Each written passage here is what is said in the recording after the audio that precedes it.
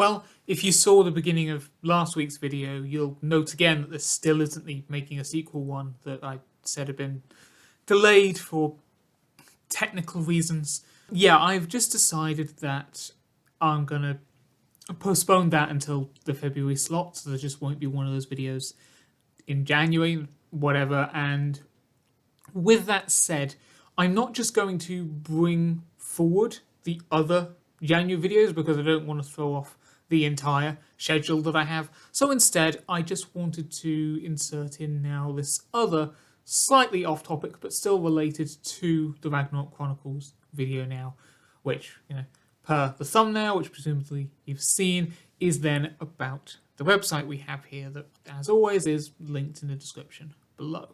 There isn't really going to be a point to this video or a direction or a message that I'm trying to get across.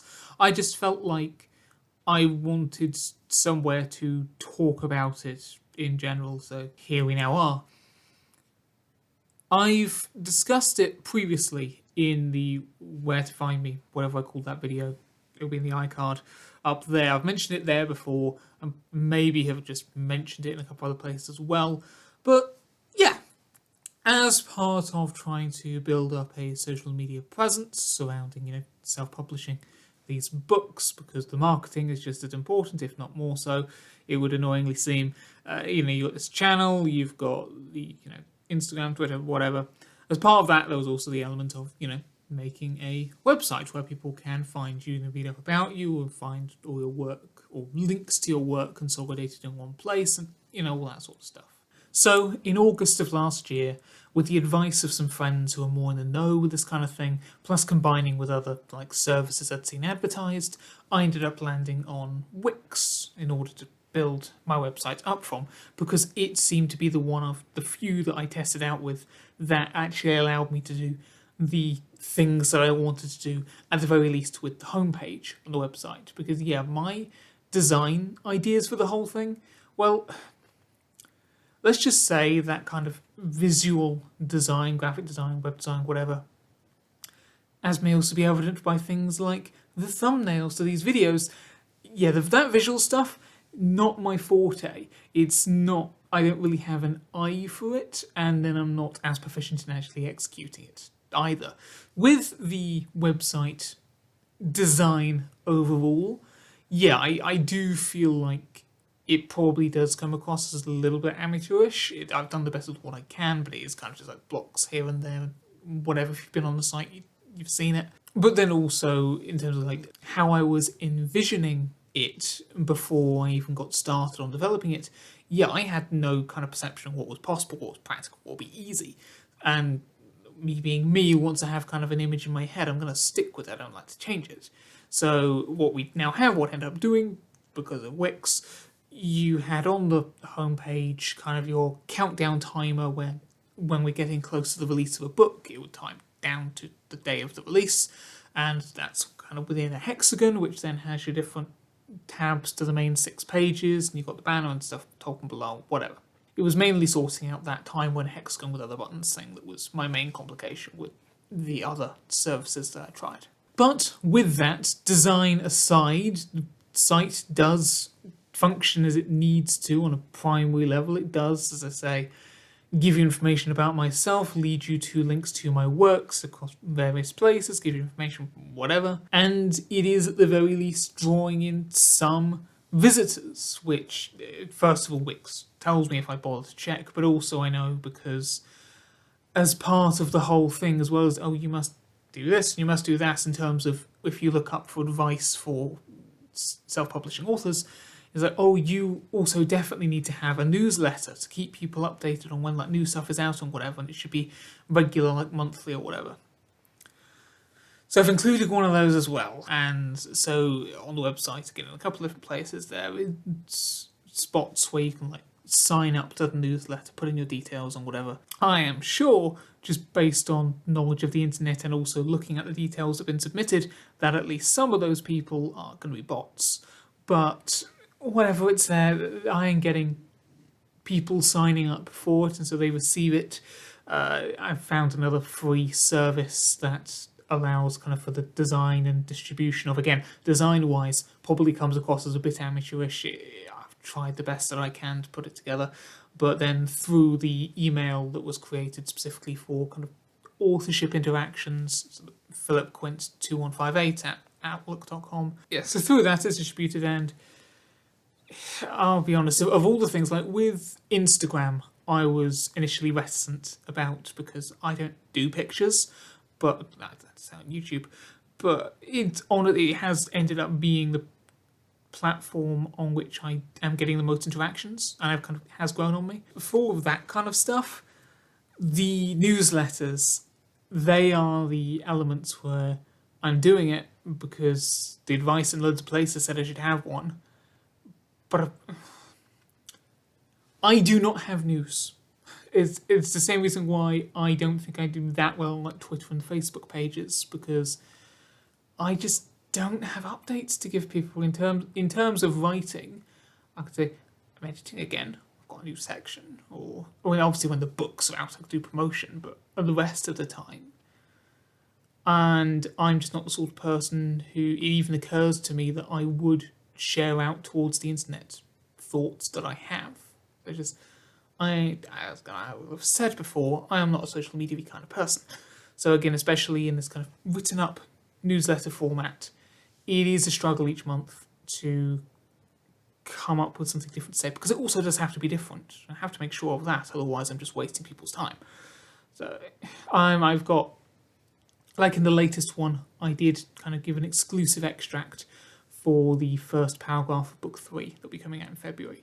And there's like a section where if people want to kind of hop on board with the whole thing of the sharing of news, if people have their own creative stuff and pursuits they're doing, if they get in contact with the main email, then they can have there's a space for people to have promos of their own creative stuff put in there. But it's a thing. Kind of just sticking on the thing of like news kind of updates, maybe slightly more accurately, but then tying us now back specifically to the website again. In terms of keeping the site updated and stuff, obviously when you've got a new book coming out and all that, I'll update the pages, I'll add pages for that and all the links and whatever. And each week in the other works page, which is all about all the non-book related stuff, which is where also there's links to the YouTube, I also update the embedded latest video bit there. But beyond that, like I say, I create pages for the new book stuff, whatever. I also say that it won't be until a month after the book has come out that I actually add spoiler stuff to any of that. And at that point it comes, I forget what the exact term is, a multi-state box, I think, where you click a button, this contains spoilers, click the button and it expands and gives you the information. Yeah, it's definitely been over a month since The Arc of Angels came out. And I haven't added the spoiler stuff to those pages. And it's not just the page on the book itself, which definitely has to exist.